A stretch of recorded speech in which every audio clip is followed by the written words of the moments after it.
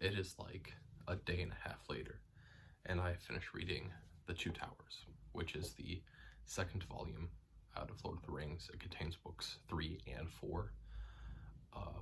Book 3 is about basically the other members of the party that are not Sam and Frodo. And then book 4 is the journey of Sam and Frodo. They're taking place simultaneously. But really, I think there's, 4 things that really connect these two stories, right? The first is obviously the towers. In book 3, we have the tower at Isengard. I don't remember the name of the tower, but the tower at Isengard, in which Saruman is inhabiting, and it basically being a copy of the tower in Mordor, right? And then we have the tower in book 4, which is the eventual tower that Frodo gets dragged into while he is unconscious and poisoned. And presumably book 6 will be about Sam rescuing Frodo and then completing the journey. So that's the first thing, right? Is both our books end with the towers, right? Other important thing is environmentalism. Book 3 is a huge portion of it is containing the Ents, which really is basically this concept that nature somehow always prevails against those that are attempting to destroy it, right?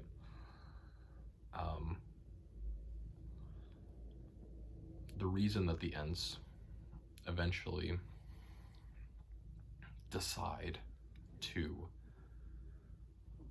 attack Isengard is not because Merry and Pippin are convincing. It is because they have been wronged by Saruman, who has decided to stop learning from the Ents, which are the embodiment of nature, and has instead decided to give up on them effectively and not care about the Ents. And therefore, that ends up being Saruman's destruction, right? Because if the Ents don't attack Isengard and nature doesn't attack Isengard, well then the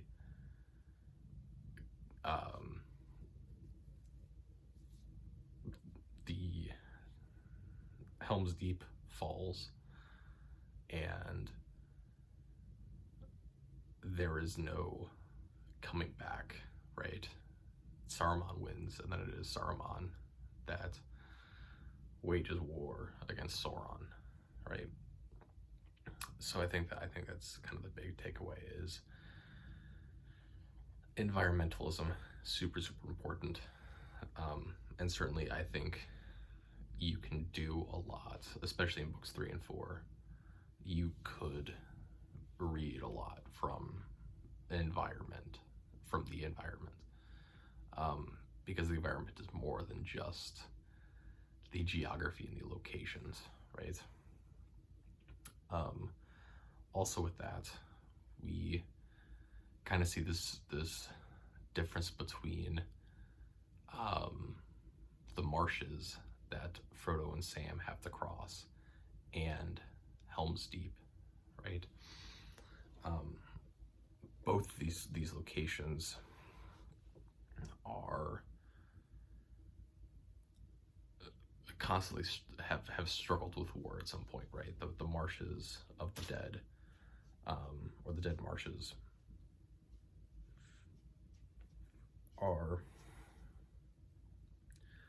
literally, like in the description is that they're basically, if you fall in, you become one of the dead bodies, because there was a battle that took place in the First War, that in which now there is thousands of bodies that now exist in the dead marshes, that it's littered with them. But then you have Helm's Deep, which has the same kind of story of being a place now of two major wars and major battles that have seen a lot of death. But we have this difference between Helm's Deep being a heroic last stand, a place of reverence, and then we have the Dead Marshes, which are a place that no one wants to go and is one of the worst places to exist. And from an environmental standpoint, right, on the basic level, it's confounding, right, because these places have seen the same events, so why are they so different? And I think it comes down to this idea of how do we see reverence, and how do we see heroism, right? For Helm's Deep,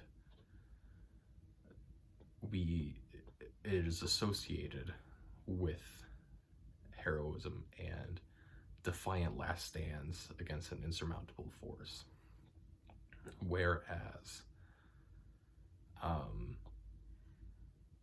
the Dead Marshes are this symbol and this idea of a great war that is everlasting with no clear winner, right? And I think the easiest way for me to think about this, right, is the Dead Marshes being Gettysburg and Helm's Deep being the Alamo, right?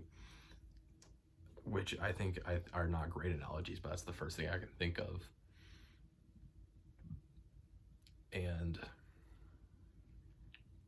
it's just this concept of we see heroism in last stands and attempting to defy the odds, and we see horror and destruction and devastation in big open field conflicts, right? Which is really what's representative between the difference in Helm's Deep and in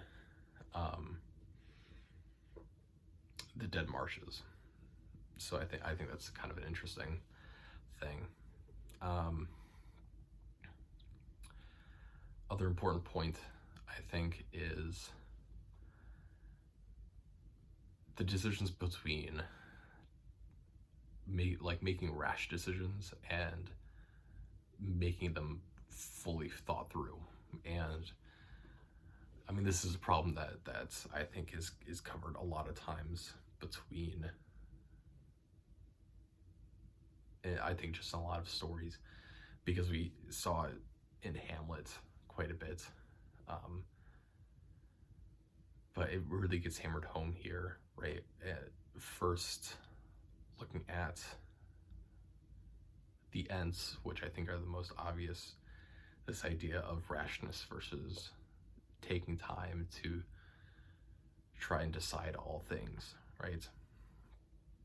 And in which, even though that their decision to them seems rash, right? To the hobbits, it took 2.5 days.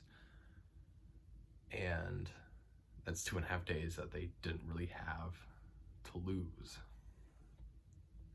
In the end, it works out, right?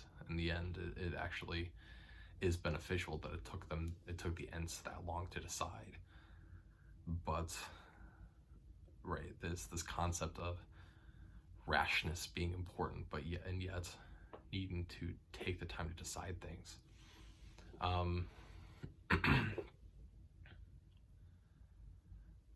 when looking at Sam and Frodo's journey, I think there are two key points that you have to really focus on.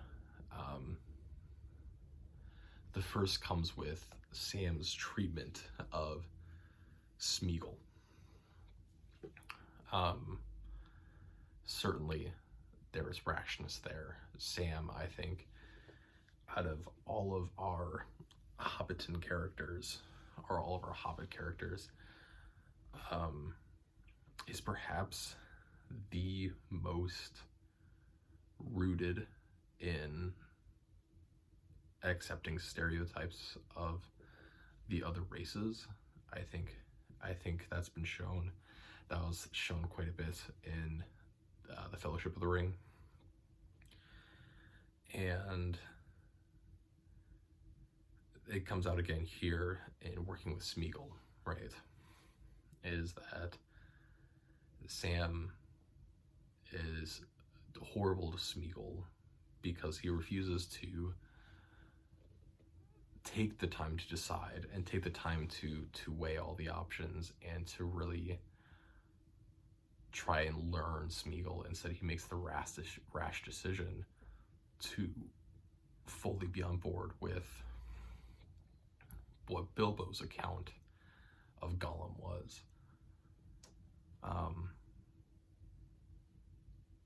And so, in the end, it ends up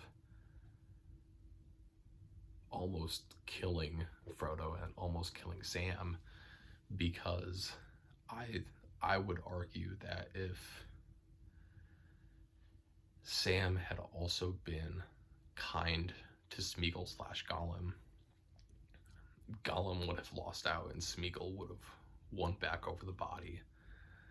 But because there was this treachery that Sam still subjected Smeagol to, in the end, his rashness destroyed them. And yet, his rashness also saved them, because by not trusting Gollum and Smeagol, there's a couple different times in which he basically defends the ring and defends Frodo from Gollum trying to get the ring back, right? So there were times which his rashness was hurtful to them, but then times where his rashness saved them. And then I think that once again goes with deciding what to do with Frodo's body, right? It does not take the time to think through all of his options and all of what could have occurred, right? At the very end, with the decisions of Samwise, he does not think through all of the possibilities, and instead is willing to act rashly and accept his first decision, and in so effectively pushes back their journey for another story, right? And so his rashness there, even though he thinks that he's being thoughtful and considering all options, he is considering all the options of what to do based on his first rash decision and his first rash judgment, right? So that's rashness versus consideration. I think the final thing to discuss with the Two Towers is, where do you rely on information coming from? In book 3, a lot of information comes from either the Ents or it comes from Gandalf. And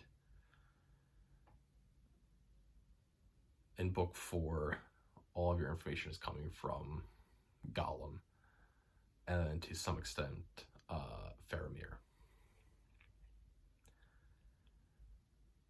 But I think the question you have to ask is who and what do you trust? Because this is a world that has shown that almost no societies live coherently together and coexist together. There are very, very few towns and villages that coexist between two races, right? Almost all of our towns have been segregated into one race. And so information is incredibly hard to come by. And who are the holders of our information? For the most part, it is Gandalf and it is Gollum. And really, I think I would struggle to trust either of them, right? Obviously, Gollum is the easy one to say that you would distrust because you know from Bilbo's stories what Gollum was like. And so, even though Sam is hesitant, and even though Frodo to an extent is hesitant, they have no choice other than to trust Gollum. And Gollum does his part for about 90% of it until the very end. And then we have Gandalf, right? And the question is, do you trust Gandalf? And I think that's actually a much harder question to answer. With me not being super familiar with fantasy, I don't really have a lot to compare it to. So really the only thing that comes to mind is Dumbledore, which is unfortunate. But, right, they're in this, Gandalf and Dumbledore, in the same type of position in which they are unchallenged. Because all of the people that they work with look up to them and are in awe of them in some way. And so they work mostly unchallenged, and therefore they don't always make the right decisions because there is no council, right? It is the royal we. And in doing so, yes, there are some decisions that are made that are much more well done. At the same time, there are decisions that should not have been made that are allowed, right? And I think the best thing to do to look at it is what happens with the crystal orb that Pippin looks into.